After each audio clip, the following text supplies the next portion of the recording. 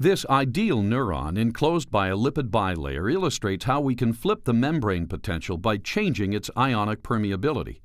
Ionic permeability changes when ion channels through the membrane open and close.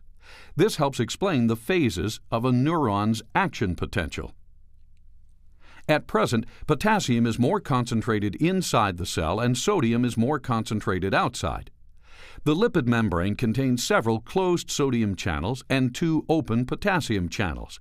As a consequence, potassium conductance exceeds sodium conductance. Free potassium movement across the membrane allows potassium to reach its equilibrium potential and establishes the cell's membrane potential at negative 80 millivolts. This represents the resting membrane potential. When the sodium channels are suddenly opened, sodium ions rush into the cell. At this point, sodium conductance exceeds potassium conductance.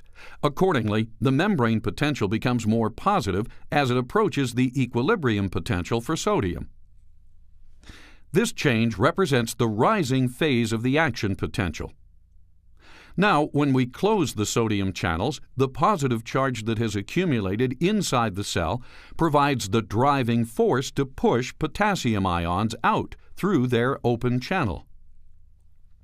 Now, potassium conductance exceeds sodium conductance.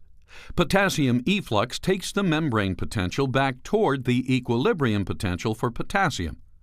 This represents the falling phase of the action potential. Finally, the resting state is restored. Potassium conductance is greater than sodium conductance, and the membrane potential equals the potassium equilibrium potential.